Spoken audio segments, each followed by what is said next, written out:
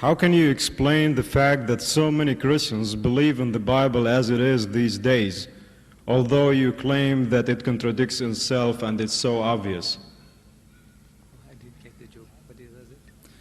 Okay, how can you explain the fact that so many Christians believe in the Bible as it is these days, although you claim that it contradicts itself and it's so obvious? You see, brainwashing. Brain. We all get brainwashed.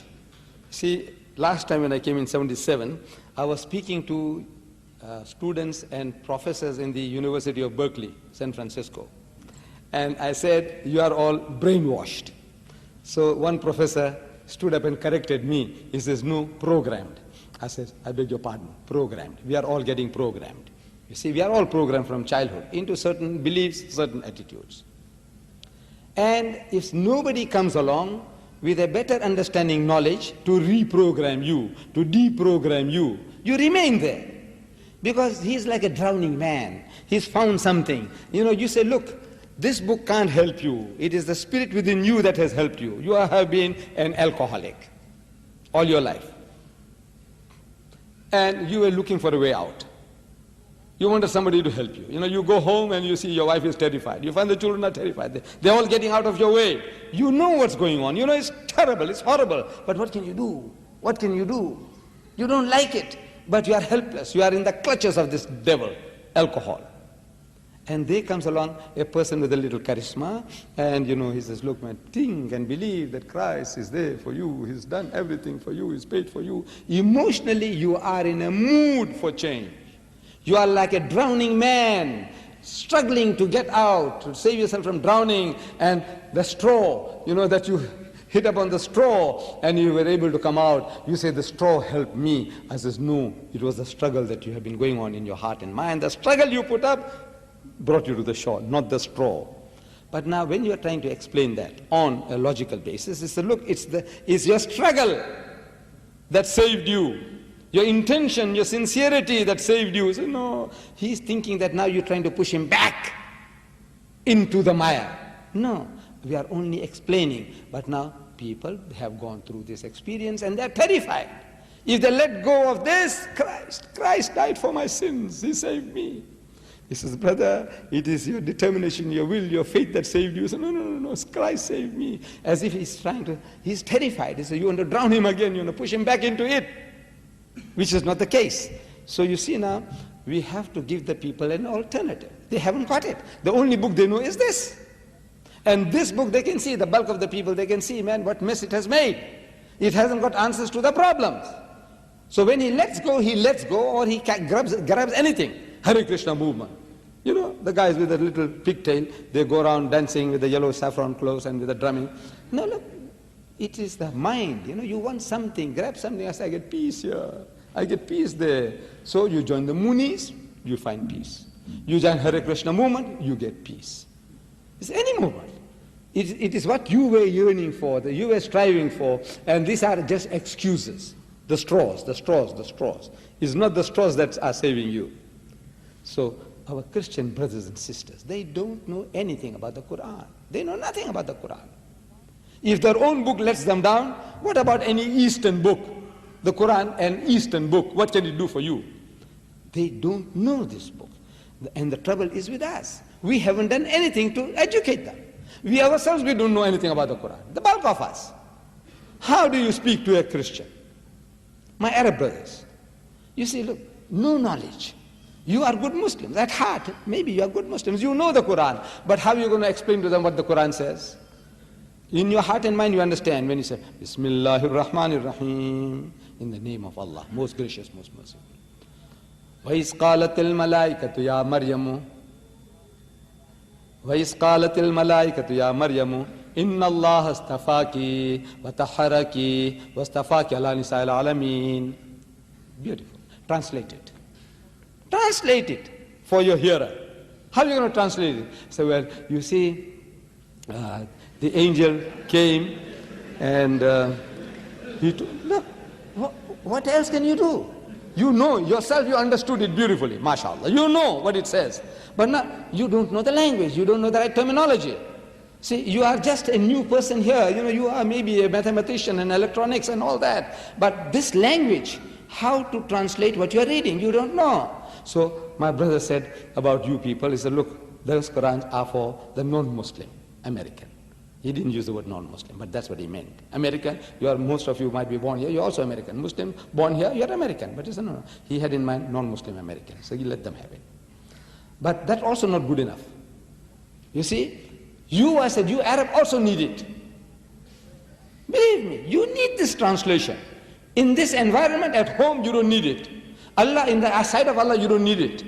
Translations you don't need. But now to talk to this in this ocean of westernization, Christendom, English environment, you need a translation to put the correct words, correct meanings of what you're reading.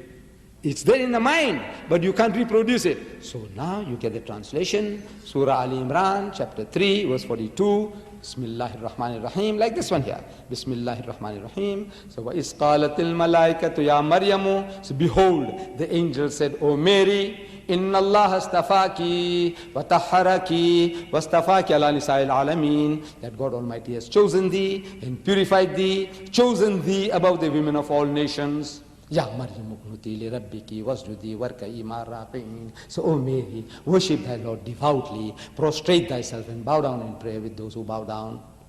Now, if you can memorize that English, you know Arabic already. I have experimented on groups of Arab students at Dahran University. You see, I said, now how many of you know? وَإِذْ قَالَتِ الْمَلَائِكَةُ يَا مَرْيَمُ إِنَّ اللَّهَ اسْتَفَاكِ وَطَهَّرَكِ. How many of you? And almost 80% put up their hands. I said, are you all Hafiz al-Quran? He says, no. They said, how do you know? Well, constant reading, your language, easy to retain. Right. I says, mashallah, you have done the job, you know it. Now I said, now how to improve English? I'm going to teach you how to improve your English. You see, I learn many languages. I know many languages, samples. I can quote you Indonesian, Swahili, Spanish. What language is it? Nigerian, Zulu, Tswana, Afrikaans, Zulu, Arabic, Hebrew. What language you want to hear? Tell me quickly. Of this I have name. What language you want to hear? Huh? German. I didn't say German. Come on. Any. The languages I said, Swahili, Indonesian or Malaysian, Spanish. Huh? Swahili.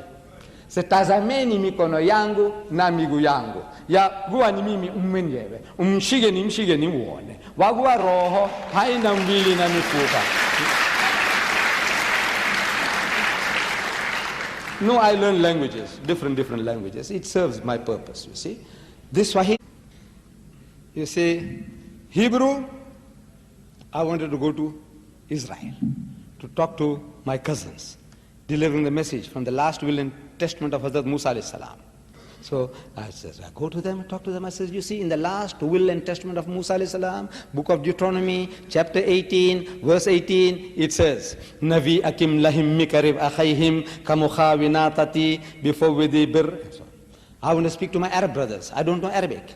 So I get the Arabic Bible. So I meet Christian Arabs. I said, you know Arabic? He said, yes. I had an argument with a fellow who was giving me a lot of trouble in Canada at a place called Hamilton. You see, a lecture, at the end of the lecture, this man here is asking me questions and he won't let go. Another question and another question. Fortunately, you haven't got the chance tonight, you see. This is all written on paper, so you've got no chance of coming back in a hurry. But that man there, verbal question, one question, I answer that, another one and another one. Eventually, when the meeting is over, he's still around me, he won't let me go. From his tongue, I can make out he's an Arab, and from what he's asking, I know he's a Christian. So I said, you Arab? He said, yes. He said, I'm a Christian from the Lebanon. I said, you know Arabic? He said, yes. Of course, he says, that's my mother tongue. I said, go, you don't know Arabic. This is intellectual judo. You know judo? Intellectual. You say, no, I mustn't do it like that. So I said, look, you are 1,000 million, you're doing your own way. Go ahead, I'm not interfering with you. This is my way, you see. When I was young, I did judo, I did boxing, I did wrestling, I did weightlifting. Therefore, you see, I'm 69, I'm still standing straight.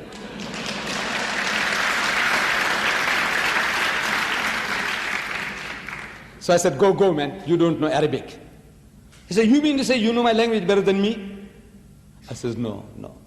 I'm ashamed to tell you that I'm a born Muslim, but I don't know Arabic. It's the language of the Quran, it's the language of Jannah, language of my Prophet, but I don't know Arabic. I'm ashamed of myself. Then he said, what do you mean I don't know Arabic? I said, you see, you read this book, the Bible, in your own mother tongue, in Arabic. I said, yes. And I said, you are understanding the exact opposite of what you're reading. Not what is there. If you are told in the Bible, thou shalt not commit adultery, you are understanding as if it is saying, thou shalt commit adultery. So, what do you mean? You take me for a zombie? I said, no. I said, look, I will prove it to you. I will prove it to you. So I said, you remember when Jesus went to that upper room where they had the Last Supper after his alleged crucifixion? I said, he goes in and he wishes his disciples, Shalom Alaikum, peace be unto you, in Hebrew, same as Salam Alaikum. When he said, peace be unto you, I said, his disciples were terrified. So why were they terrified? When you meet your long-lost master, your uncle, your grandfather, you're happy. The Arab, as he embraces one another, kisses one another, I used to feel very funny before, but I'm used to it now. Some people in the village, they kiss on my forehead. You know how it feels so funny, you know. But now I'm getting used to it. However, the Arab and the Jew embraces one another. See, his master embrace. Instead of doing that, the guys are terrified. I said, why were they terrified?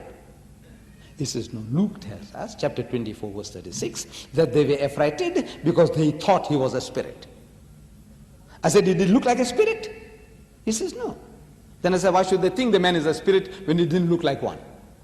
He's puzzled. So I said, look, the reason is I gave all that.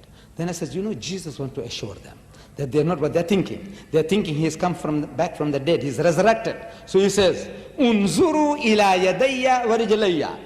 Says, behold my hands and my feet. Inni ana huwa, that it is I myself. So husuni wanzuru, say, handle me and see. Fa inna ruha laysa lahu lahman wa izamun. For a spirit has no flesh and bones, as you see me have. And they felt him, and they believed not for joy, means they were overjoyed and wondered. What happened, man? We thought the man was dead and buried.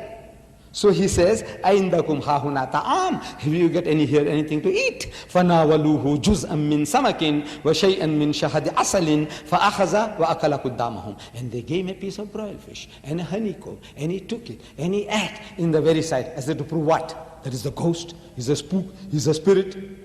No, to prove I'm the same fellow man, damn fools, what are you afraid of me for? Shh, I bowled him over, this Arab Christian, that language. So I do learn these snippets are from different languages. I don't know Hebrew, I don't know Indonesian, I don't know Arabic, but I don't know Spanish, but I can give it to you. So how do I do it? I say I have a unique way of learning. Unique method, unique. Nobody, I'm a unique person, you know that. There's not another person on earth. Everybody is unique. Wallah, everybody is unique. Everybody is unique. See, I'm not boasting, but everybody is unique. I told my wife one day that I'm unique. She doesn't believe it.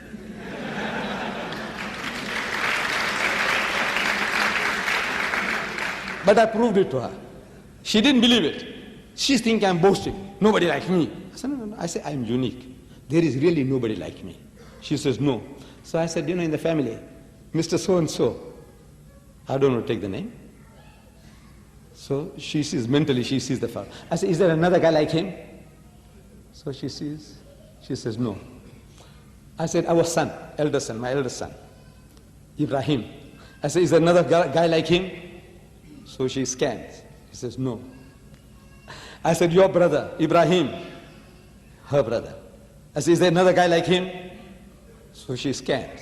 She says, no. I said, you see, I tell you, everybody is unique. But I have a unique method. It is unique. I said, you see, I use the Bible to learn these languages. Any language I want to learn, I go and get a Bible in that language because they got it in 2,000 different languages. And I know the Bible in English extensively by heart. People think I'm Hafizul Bible, which is not the case. Hafizul Quran is not the case. But it seems at times, Hafizul Quran, Hafizul Bible. I'm not. But I know this book extensively. I haven't come across a single Christian in my life who knows his Bible better than I know. Alhamdulillah.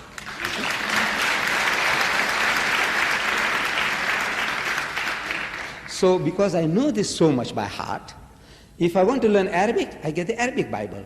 And I open the verse which I already know. Very easy to learn and understand every word. I want an Indonesian, I went and got an Indonesian Bible. So already what I know, I look for it in Indonesian. I want a Zulu, I do the same. Swahili, I did the same. That's how I learn. That's a unique method. And I want you to do the same. In other words, I'm going to tell you all to go and buy Bibles and go and learn like that. I says no. But what I have in English, the Bible, you have in Arabic, the Quran. I said, use that. You know this? Verses? I said, yes. Now you get an English translation.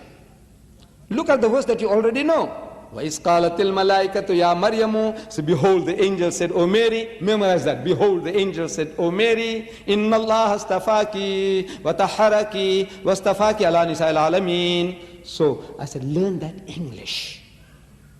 Verse by verse. You know Arabic? Now learn English. Now, once you have done that, your vocabulary is improving. Construction of sentences is improving. Now, an opportunity for use. I said, here around Dahran, I'm told that there were some 10,000 Americans. I said, they're all your customers. Any white man you see, you ask him, excuse me, sir, what church you belong to? He gives you a name. You know he's your customer. He says, you know, we believe in Jesus. I said, yes. He's thinking maybe you want some cigarettes or chocolate from him. He says, you know what my book says about Jesus? He says, no.